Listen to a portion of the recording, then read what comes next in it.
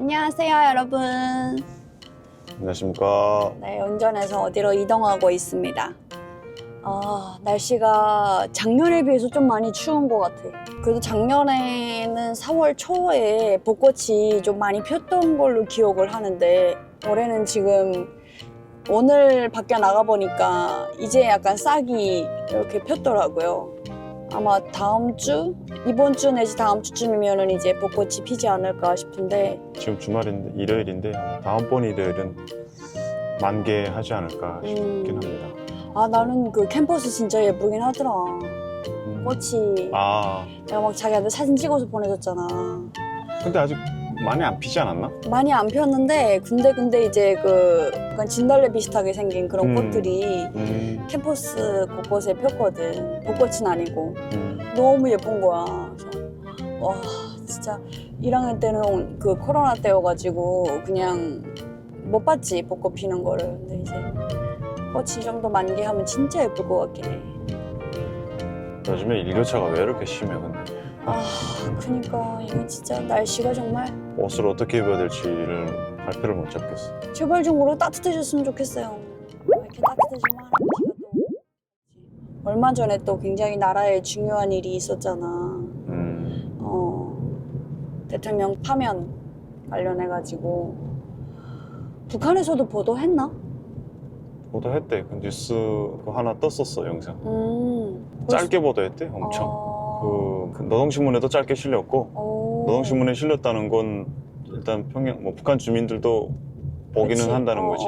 북한 주민들한테도 알렸고 북한 관영 매체 온라인 그거 있잖아. 뭐 조선중앙통신 이런데 진짜 간략하게 올렸더라고. 뭐 언제 파면됐다. AFP 통신 뭐 외신들에서도 뭐 어떻게 보도했다. 딱 이 정도. 헌재를 얘기를 했구나.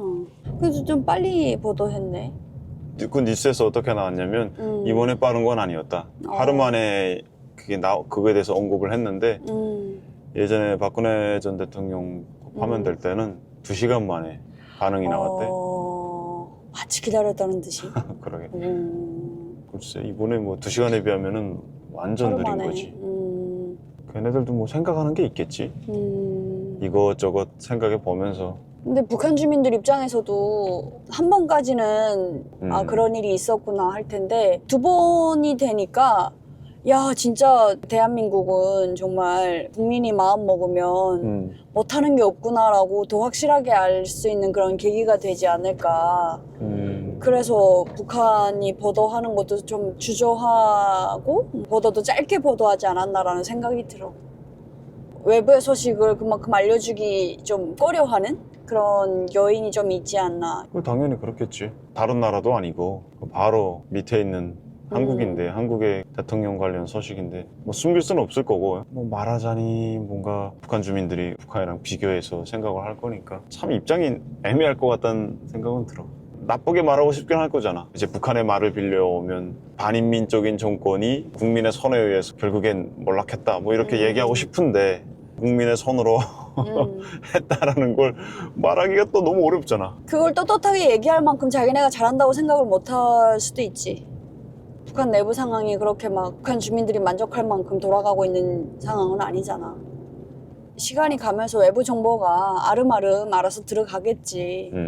정말 옛날에 이제 정보가 거의 안 들어갈 때는 북한 스스로 아무리 못 살고 허리띠를 조이고 그래도 어쨌든 남조선보다는 우리가 낫다 막 이런 생각을 했단 말이야. 근데 이제 그게 너무 장기화되니까 북한 주민들이 동요가 일어날 수밖에 없어. 야 저기는 저렇게 대통령이 잘못하면 대통령을 끌어내리는구나. 뭐 이것도 뭐 변명도 하루 이틀이래야 뭐 통하는 거지. 뭐 미국 때문에 못 산다, 뭐 때문에 못 산다 이러는데 너무 지금 오랫동안 못 살아오고 있잖아. 이러니까 점점 가면서 더 외부의 정보를 촘촘히 되게 차단하는 느낌? 나는 그런 생각이 들더라고. 뭔가 내부가 그만큼 불안하기 때문에 외부의 소식을 보도를 안 해주는 거다. 정상적인 국가와 북한 체제와의 괴리가 너무 크니까 점점 커지니까. 왜냐면 외부 세계는 점점 가면서 또 합리적인 사회로 발전하잖아. 한국도 보면은 과거와 달리 계속 시간이 지나면서 이번에도 잘 넘겼고 그런데 북한은 뭐 솔직히 한 명이 장기 집권하다가 아들이 하더니 손자까지 하고 점점 더 그쪽은 후퇴하고 있고 그 괴리가 점점 더 커지니까 이걸 더 이상 커버가 안 되는 거죠. 아까 자기가 말한 것처럼 말로 글로 뭐 우리가 우월하다 이런 그냥 말로만은 설득이 안 되니까 그냥 정보 자체를 차단해야겠구나. 그래서 예전에는 뭐 북한에도 나름 외국문 도서들도 꽤 많았고 외국 영화도 꽤 많았고 보는 분위기도 현재에 비하면 훨씬 자유로웠고 물론 뭐 한국 드라마 남조선 드라마는 완전 금기시 됐지만 언젠간 터질 뚝이긴 하지. 그렇게 자꾸 막는다고 뭐 막아지는 것도 아니고. 우리 아버지가 학교 다닐 때는 자본론 이런 것도 다 읽게 했다던데. 나도 자본론을 보긴 했었어. 지금은 금지되는 도서잖아. 그게? 왜? 응. 못 보게 해. 아, 확실하게? 응. 아니 일단은 어떤 고전 문학이라고 보여질 수 있는 뭐 바람과 함께 사라지다 바람과 함께 사라지던 나 일부만 읽었었어. 삼총사라고 했는데 삼총사도 읽었고 그런 거 빼고는 조금이라도 어떤 뭐랄까 이데올로기가 들어가면은 리즘 뭐 그게 들어가면은 굉장히 좀 금지하는 걸로 가는 것 같아. 중국사에 대한 내가 강의를 이제 듣고 있는데 중국사?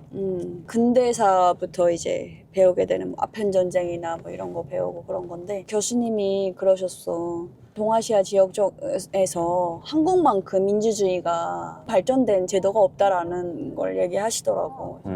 중국이 아무리 저렇게 거대한 그 나라가 되어도 거의 1인 집권으로 가고 있지 않냐. 그러게. 예전에 고대 시기에도 그렇고 중국은 또 무슨 진사라고 해서 과거 제도가 있었는데 그때 인구가 뭐 2억을 좀 넘어서 전쟁을 안 하면 좀 인구가 늘어나니까 그렇게 넘었지만서도 이게 3,000명만 뽑다 보니까 관리들이 현저히 부족한 거야. 그만큼 관리가 될 수 있는 그 폭을 굉장히 줄여나온 거지. 그러니까 고대 때도 그랬는데 점점 근대로 오면서 공산당이 집권하고 나서부터는 더 그 폭이 좁아진 거지. 그러니까 서수의 그 세력이 그 집권을 한 거잖아. 지금 막 13억 그렇게 넘어가는데 3월이면은 무슨 인민대회가 열린데 13억이지만 간부는 그렇게 늘지가 않았다. 그 안에서도 7명이 뭐 이제 집권을 하다 그러다가 이제는 시진핑 혼자서 거의 결정을 다 하고 그런 제도로 바뀌고 있잖아. 대한민국만큼 이렇게 국민이 주인이 돼서 또 정치를 해나가는 나라도 없다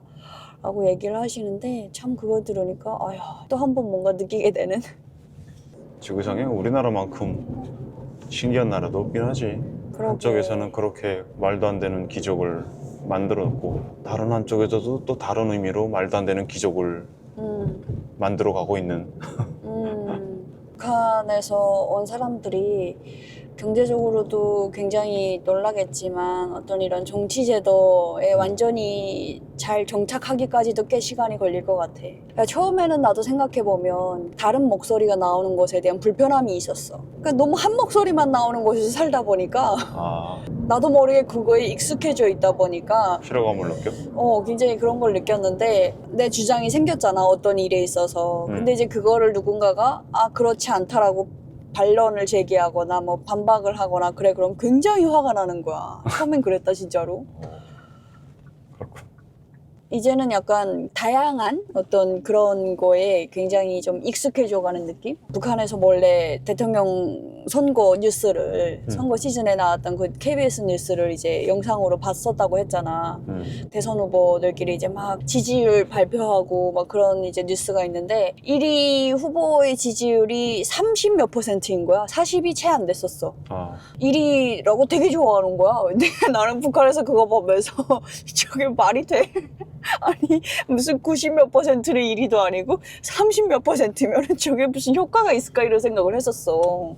어쨌든 그렇게 해서 대통령 선거를 해서 그 선거가 된 사람을 우리는 대통령으로 인정하고 그 대통령이 된 사람은 그 기간 동안에 국민이 부여해준 그 책임과 소명을 다하기 위해서 노력해야 되는 그런 관계가 있는 거잖아. 그게 좀 익숙하지 않았던 거지. 대통령 선거가 됐든 모든 선거에 100% 참여하지 않았는데 그 선거가 인정된다는 것도 너무 놀랐고 북한에서는 막 99.9999999 막 이런 것만 듣다 보니까 그럴 걸 왜 하나 몰라. 지금 생각해보면 그냥 어이가 없어.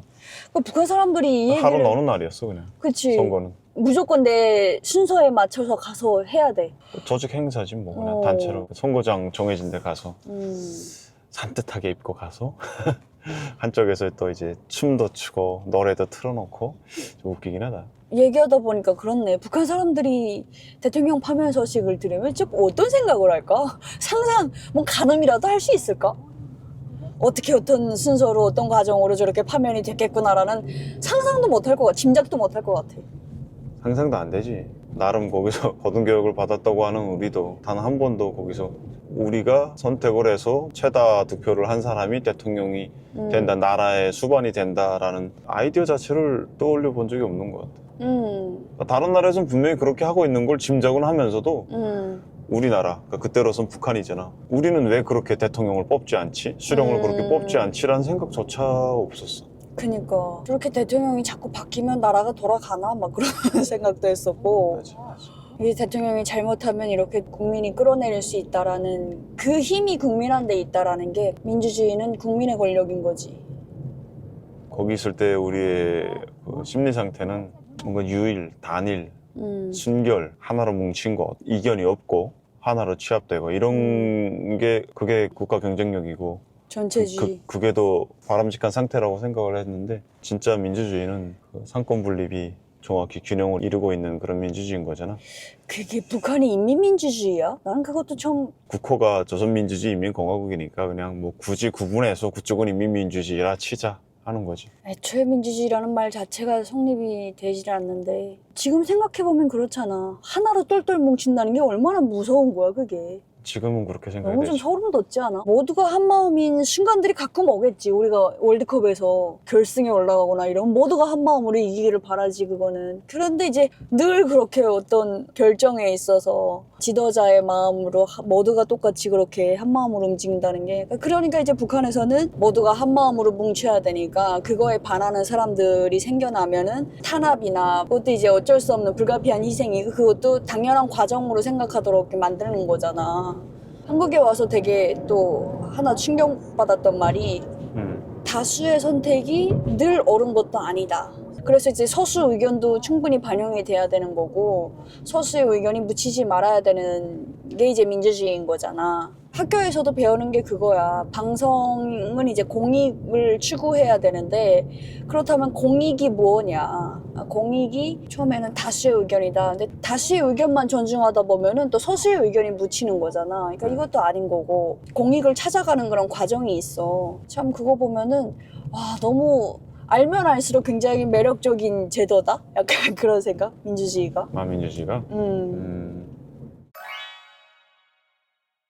헌재 발표가 있는 그 시각에 용산역이나 어디 그 공공장소에서 사람들이 TV를 보다가 반응이 다 엇갈리잖아.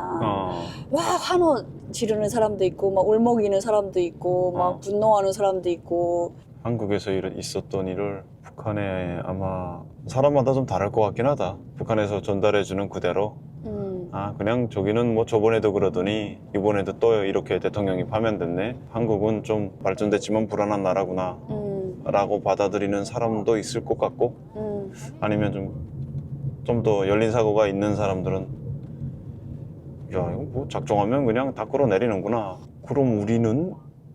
이라는 생각까지 하는 사람도 있을 것 같고 여하튼 박근혜 대통령 파면 때보다 축소해서 좀 천천히 발표한 거는 뭔가 북한 입장에서도 북한 주민들이 그걸 좀 눈치챌까봐 국가의 주인은 국민이고 결정하는 사람도 다 국민이라는 그 사실 너무나 그 명백한 사실을 깨우치게 될까봐 마파심이 많은 게 아닌가 싶어. 저기 사는 사람들은 저렇게 사는데 지금 뭐 나는 뭐 여기서 뭐 그런 신세 한탄도 아마 하지 않을까. 언제 그렇게 될까? 뭐가? 그런 상상을 할 수 있잖아. 피청구인 김정은을 파면한다라고. 원래 독재가 된 권력은 스스로 안 내려간다고 알고 있어. 그래서 계엄이 무서운 거지. 절대 권력을 한번 손에 잡게 되면 놓을 수가 없는 거라서. 독재 권력이란 그런 성질의 것이라. 지금 너무나 완벽하게 누리고 있는 김정은 아래에서 민주주의 제도가 생길 리는 없고 그치. 그냥 뭐 건강 신변에 이상이 생겨서 빨리 가시든가. 국제형사재판소에 재판을 받아야 돼. 뭐 강제성은 없잖아. 끔찍도 안 하잖아. 외국에 못 나가는 건 좀 불편하겠지만 뭐. 근데 이번에 헌재 발표를 딱 들으면서 보니까 이래서 사람이 공부를 해야 되는구나라는 생각을 물론 이제 공부한 사람이 합리적인 판단을 할 거라는 기대는 많이 깨졌어, 이번에 그 일들을 보면서. 헌재의 발표만큼은 아, 저래서 사람은 저렇게 논리적이기 위해서 공부를 해야 되는 건가? 라는 생각이 들었어. 와, 그 글들 하나하나가 너무 글이 참 예쁘긴 하더라. 뭐 얼마나 중요한 결정인데 완벽하게 써야 되는 거긴 하지. 박근혜 대통령 탄핵 때는 몰랐어. 그냥 뭐 몰랐다. 이제 1년도 안 됐을 때니까 이게 뭔 상황인가 싶었고, 그때는. 진짜 오자마자 뭐지 싶었어. 이번에 발표 막 20분 그렇게 하잖아. 그래서 야, 이거를 이렇게, 나는 한 5분 안에 끝날 줄 알았거든. 맞지. 저런 과정이 다 필요하지. 그치. 이게 뭐 무슨 동네 소꿉놀이도 아니고 한 나라의 운명을 결정짓는 그런 판결문인데, 그치 하면서 막 그렇게 봤던 것 같아. 참 대단한 나라에 살고 있습니다.